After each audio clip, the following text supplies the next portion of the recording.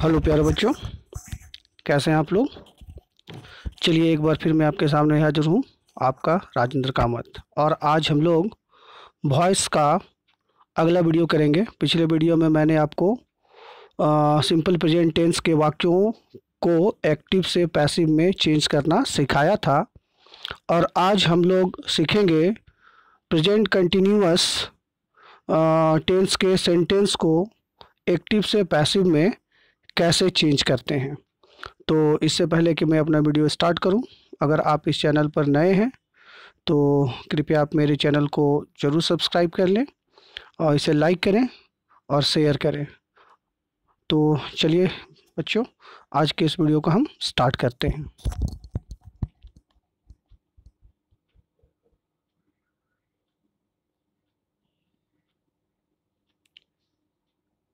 सबसे पहले तो आपको जो रूल मैंने बताया था, अगर आपको याद नहीं है तो आप मेरे पिछले वीडियो को एक बार देख लें, तो फिर इस वीडियो को समझने में आपको आसानी होगी।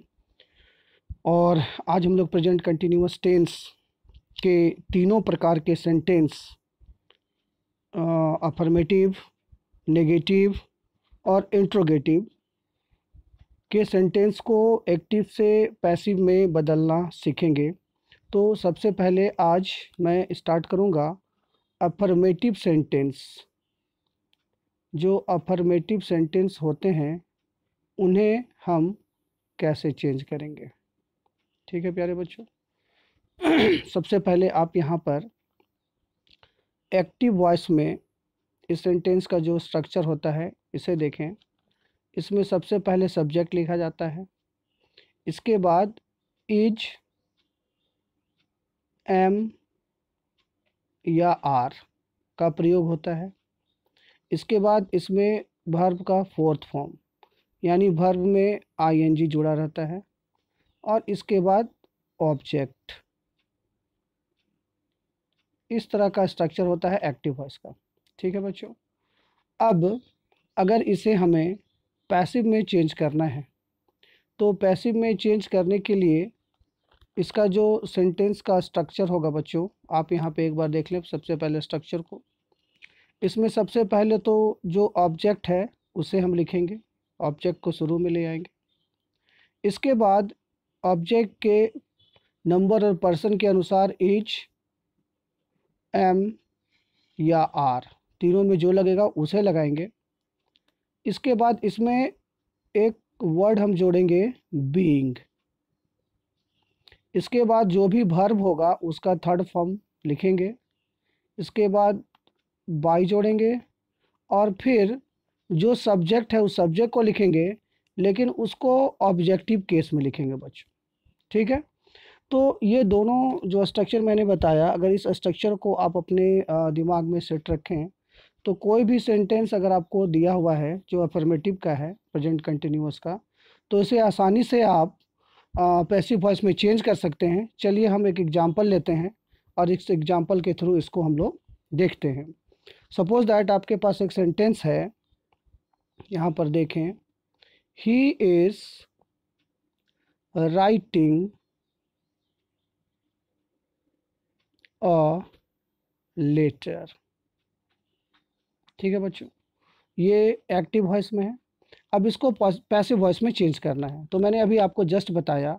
अब देखो ये इसका सब्जेक्ट है और ये इसका ऑब्जेक्ट है। ठीक है। तो सबसे पहले क्या करना है, हमको इस ऑब्जेक्ट को शुरुआत में यहाँ लिख लेना है। तो शुरुआत में हम लिखेंगे ए लेटर। अब यहाँ पे ध्यान दें, ये एक लेटर है यानी सिंगुलर नंबर है, तो इसके साथ इज का ही प्रयोग होगा। तो यहाँ पे हम लिखेंगे इज। तो ए लेटर इज, इसके बाद मैंने क्या कहा था, इसमें जोड़ेंगे बीइंग। बीइंग जोड़ दिया हमने। A letter is being, verb क्या है, लिखना, यानी राइटिंग यहाँ पे दिया हुआ है, तो उसका थर्ड फॉर्म हम लिखेंगे। तो उसका थर्ड फॉर्म हो जाएगा रिटन। ठीक है। इसके बाद हम यहाँ ऐड करेंगे बाय, और ये जो सब्जेक्ट है ही, यहाँ पर इसका ऑब्जेक्टिव केस होगा हिम, तो हम यहाँ पर हिम लिख देंगे। तो इस तरह से जो सेंटेंस बना, a letter is being written by him. ठीक है बच्चों। तो ये इसका पैसिव फॉर्म होगा। ठीक है। तो इस तरह से अगर प्रेजेंट कंटिन्यूअस टेंस का अफर्मेटिव सेंटेंस हो तो उसे हम एक्टिव से पैसिव में आसानी से चेंज कर सकते हैं। ठीक है, चलिए अब हम चलते हैं इसका नेक्स्ट जो अगला काइंड है, वो अगला काइंड है बच्चों negative sentence. Negative negative sentence. अब इसका स्ट्रक्चर सबसे पहले एक्टिव वॉइस में समझ लें। एक्टिव वॉइस में इसमें सबसे पहले सब्जेक्ट होता है, इसके बाद इज, एम या आर लगा होता है। ठीक है बच्चों, इसके बाद वर्ब का फोर फॉर्म यानी कि इसमें आईएनजी लगा होता है। सॉरी, चूँकि हम लोग नेगेटिव को डिस्कस कर रहे हैं तो इसके साथ यहाँ पर नॉट लगा रहता है, नॉट। इसके बाद इसमें वर्ब का फोर्थ फॉर्म यानी इसमें आईएनजी लगा रहता है और उसके बाद ये ऑब्जेक्ट रहता है। ठीक है बच्चों, ये एक्टिव वॉइस का स्ट्रक्चर है। अब अगर हम इसका पैसिव फॉर्म देखें तो उसका जो पैसिव फॉर्म का स्ट्रक्चर होगा कुछ इस तरह से होगा। सबसे पहला तो काम हम ये करेंगे बच्चों कि जो ऑब्जेक्ट है उस ऑब्जेक्ट को हम शुरू में लिख लेंगे। ठीक है, इसके बाद इसके साथ इज या एम या आर जो भी सूटेबल होगा उसे लगाएंगे और उसके बाद इसमें हम जोड़ेंगे नॉट प्लस बीइंग। ठीक है, इसके बाद वर्ब का थर्ड फॉर्म लगाएंगे और उसके बाद जो भी सब्जेक्ट है उस सब्जेक्ट को लिखेंगे उसके ऑब्जेक्टिव केस में। ठीक है बच्चों, तो ये इसका स्ट्रक्चर है, ये स्ट्रक्चर इसका पैसिव वॉइस का स्ट्रक्चर है। चलिए अब हम एक एग्जांपल से इसे समझने का प्रयास करते हैं। मान लीजिए हम एक एग्जांपल लेते हैं, ही इज़ नॉट राइटिंग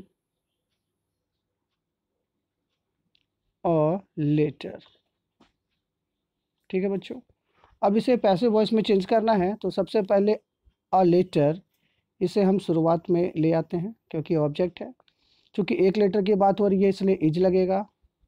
अब हम यहाँ पर नॉट जोड़ेंगे और इसके साथ लगा देंगे बीइंग, यानी a letter is not being और जो वर्ब है उसका थर्ड फॉर्म रिटन होगा तो हम यहाँ लगाएंगे रिटन, फिर यहाँ लगाएंगे बाय और जो सब्जेक्ट ही है इसका ऑब्जेक्टिव केस होगा हिम, तो यहाँ पे हमने लगा दिया हिम। तो इस तरह से a letter is not being written by him, यह इसका पैसिव फॉर्म होगा। ठीक है, चलिए अब इसके बाद हम लोग चलते हैं इसके इंट्रोगेटिव फॉर्म में। Interrogative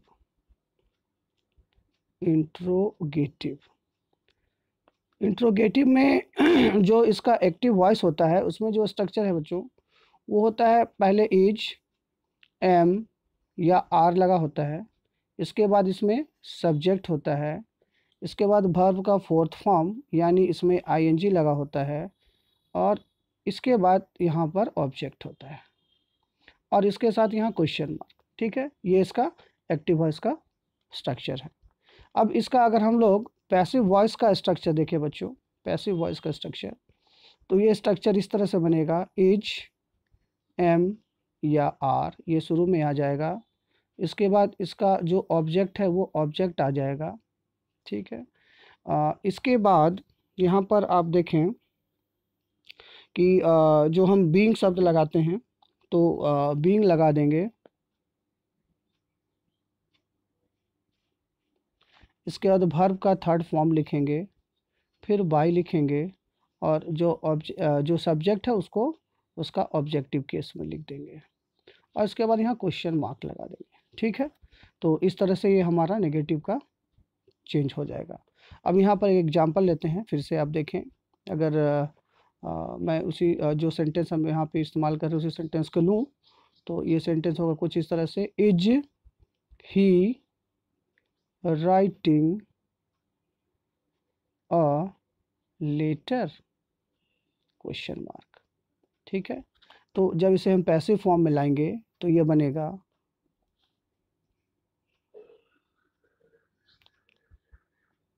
is a letter,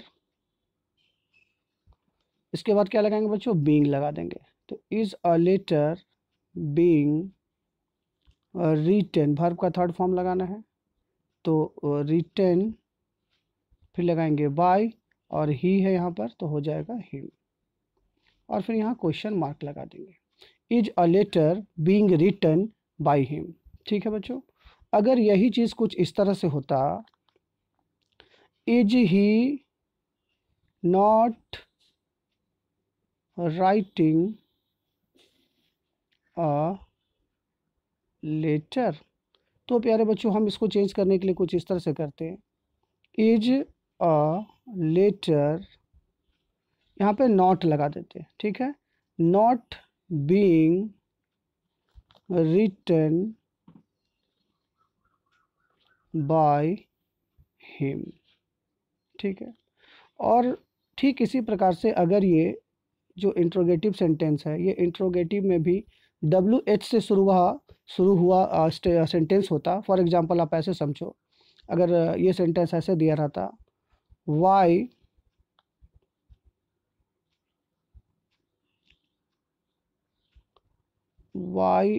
is he writing a letter. ठीक है बच्चों, तो इसे चेंज हम लोग करने के लिए कुछ इस प्रकार से चेंज करते हैं। Why is a letter being written by him. ठीक है बच्चों, तो अगर ये WH से शुरू हुआ है तो WH को आप शुरू में लगा दो। इसके बाद जो ऑब्जेक्ट है उस ऑब्जेक्ट के हिसाब से जो उसका ऑक्सिलरी वर्ब होगा उसे लगा दो। उसके बाद बीइंग लगाओ, फिर वर्ब का थर्ड फॉर्म ले आओ, बाय जोड़ो, और जो भी सब्जेक्ट है उसको उसके ऑब्जेक्टिव केस में ले आओ। ठीक है प्यारे बच्चों, चलिए कुछ और एग्जाम्पल से हम इसको समझने का प्रयास करते हैं। मान लीजिए सपोज लीजिए कोई क्वेश्चन है इस तरह से, कोई सेंटेंस है आपके पास,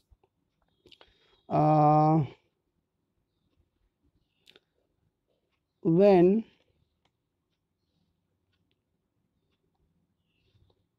is she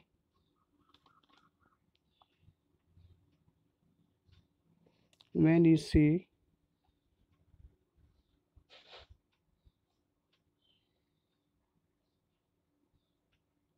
drinking milk। ठीक है बच्चों, when is she drinking milk। अब इसका अगर हमको पैसिव वॉइस में इसको चेंज करना है तो हम लोग सबसे पहले यहाँ पे क्या करेंगे बच्चों, ये जो मिल्क है ये इसका ऑब्जेक्ट है। ठीक है, तो यहाँ पे हम बनाएंगे इस तरह से, जो WH वर्ड है उसको तो हमको लिखना ही है। तो सबसे पहले हम लिखेंगे when is, चूँकि मिल्क जो है वो अनकाउंटेबल है, इसके साथ सिंगुलर की तरह से ट्रीट करेंगे तो इजी लगेगा। तो when is milk being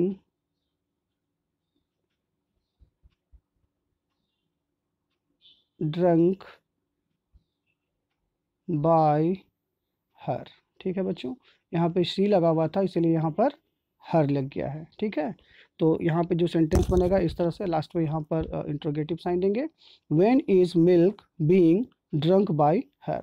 ठीक है, तो इस तरह से मैंने आपको इसका जो अफर्मेटिव सेंटेंस है या नेगेटिव सेंटेंस है या फिर इंट्रोगेटिव सेंटेंस है, इसको एक्टिव से पैसिव में कैसे बदलेंगे, एक्टिव में उसका सेंटेंस स्ट्रक्चर क्या होता है, पैसिव में इसका सेंटेंस स्ट्रक्चर क्या होता है, ये मैंने आपको विस्तार से यहाँ पे समझाया है। और इसमें मैं आपसे ये उम्मीद करूँगा कि आप इस स्ट्रक्चर को सबसे पहले याद करें, लर्न करें, और फिर बहुत सारे इस तरह के जो प्रेजेंट कंटिन्यूअस टेंस के जो सेंटेंसेस होंगे उन सेंटेंसेस का पैसिव वॉइस चेंज करने की कोशिश करेंगे। इसमें एक चीज़ और मैं प्यारे बच्चों आपको समझा दूँ, पैसिव वॉइस उन्हीं सेंटेंस का चेंज होता है जिसमें ऑब्जेक्ट्स होते हैं। ठीक है, यानी जिसमें ट्रांजिटिव वर्ब का इस्तेमाल होता है। ठीक है, अगर ट्रांजिटिव वर्ब का इस्तेमाल नहीं हुआ है तो फिर आप उसका पैसिव चेंज नहीं कर सकते हो। जैसे फॉर एग्जांपल मैं आपको एक एग्जांपल दे दूं यहाँ पर, he is laughing, he is laughing. ठीक है बच्चों, यहाँ पे देखो ही इज़ लाफिंग, तो लाफिंग जो है ये क्या है प्यारे बच्चों, ये यहाँ पर इंट्रांजिटिव वर्ब है, इंट्रांजिटिव वर्ब। ठीक है, तो चूंकि ये इंट्रांजिटिव वर्ब है इसलिए इसका जो पैसिव वॉइस है इसमें हम इसको चेंज नहीं कर सकते। ठीक है, तो हमेशा ध्यान देने वाली ये बात है कि कभी भी कोई सेंटेंस अगर दिया है तो सबसे पहले आप देख लो कि उसका जो वर्ब है वो ट्रांजिटिव है या फिर इंट्रांजिटिव है। अगर ये ट्रांजिटिव वर्ब है तब तो उसका इफेक्ट ऑब्जेक्ट में पड़ेगा और हम उसका पैसिव वॉइस चेंज कर सकते हैं, पैसिव में उसको ला सकते हैं। लेकिन अगर वहाँ पे इंट्रांजिटिव वर्ब का इस्तेमाल हुआ है तो फिर हम उसका पैसिव नहीं बना सकते हैं। ठीक है प्यारे बच्चों, चलिए एक सेंटेंस और मैं एग्जांपल के तौर में आपको समझा देता हूँ और उसके बाद आप इसको सेल्फ प्रैक्टिस करें, तो उम्मीद है कि आप इसे ज़रूर सीख जाएंगे। चलिए एक सेंटेंस हम लोग लेते हैं फिर से। Boys are playing cricket in the ground. ठीक है प्यारे बच्चों, boys are playing cricket in the ground. यहाँ पर ध्यान देंगे कि जो बॉयज़ है ये सब्जेक्ट है, ये सब्जेक्ट है और यहाँ पर आपको ढूंढना है कि ऑब्जेक्ट क्या है। ठीक है, तो कई सारे बच्चों को थोड़ा सेंटेंस लॉन्ग हो जाता है तो परेशानी होती है, तो ध्यान देंगे ऑब्जेक्ट ढूंढने में आप थोड़ा सावधान रहें। तो यहाँ पे जो प्यारे बच्चों क्रिकेट है, ये क्रिकेट ये ऑब्जेक्ट है। ठीक है, तो इस सब्जेक्ट और ऑब्जेक्ट को ध्यान देते हुए आप इसे पैसिव वॉइस में चेंज कर सकते हो। तो यहाँ पे जो सेंटेंस है कि boys are playing cricket in the ground, तो अब अगर हम इसे पैसिव वॉइस में लाएंगे तो उसका पैसिव कुछ इस तरह से बनेगा। क्रिकेट, चूँकि ये ऑब्जेक्ट था तो क्रिकेट, चूँकि क्रिकेट है सिंगुलर है इसलिए इज लगेगा, तो cricket is being, cricket is being verb है प्ले, तो ये इसका थर्ड फॉर्म प्लेड हो जाएगा बच्चों। तो cricket is being played in the ground by boys. ठीक है, देखिए इस सेंटेंस को आप इस तरह से भी बना सकते थे, cricket is being played by the boys in the ground. ठीक है, या फिर हमने इसको इस तरह से बनाया है, cricket is being played in the ground by boys, या सॉरी यहाँ पे बाय द बॉयज़ आप लगा दें, बाय द बॉयज़, तो भी ये करेक्ट है। ठीक है, तो इस तरह से बहुत सारे ऐसे सेंटेंस हैं। आई होप कि अगर आपने ये सारा कुछ ठीक से समझ लिया हो तो आप इसे खुद से दोबारा बना सकते हैं। अगर किन्हीं को भी कोई भी स्ट्रक्चर समझने में परेशानी हुआ हो या इससे रिलेटेड कोई भी क्वेरीज़ है तो मैं आपसे रिक्वेस्ट करता हूं कि आप कमेंट बॉक्स में अपने क्वेश्चंस, अपने क्वेरीज़ को डालें, मैं उसका रिप्लाई करूंगा, आपको ज़रूर हेल्प करूंगा। तो आज उम्मीद करता हूं कि ये वीडियो आपको अच्छा लगा होगा, और अच्छा लगा होगा तो आप इसे लाइक ज़रूर दें प्यारे बच्चों। और ठीक अब इसका जो अगला पार्ट है प्रेजेंट परफेक्ट, उसे लेकर मैं जल्द ही आपके सामने हाजिर हूँगा। और इस तरह से जितने भी काइंड्स ऑफ सेंटेंसेस हैं या जितने भी तरह के वॉइसेस चेंज होते हैं वो मैं सारा एक एक करके वीडियो आप लेकर आता रहूँगा और आपको समझाऊँगा। और आई होप कि ये आपके एग्ज़ाम्स के लिए, इवन की कॉम्पिटिटिव एग्ज़ाम्स के लिए या इंग्लिश स्पोकन के लिए या जहाँ कहीं भी आप इसे चाहें आप अच्छे तरीके से यूज़ कर पाएंगे और जीवन में सक्सेस को गेन कर पाएंगे। चलिए, तो आज हम लोग इसी के साथ इस वीडियो को यहाँ पे एंड करते हैं और फिर मिलते हैं अगले वीडियो में। Thank you.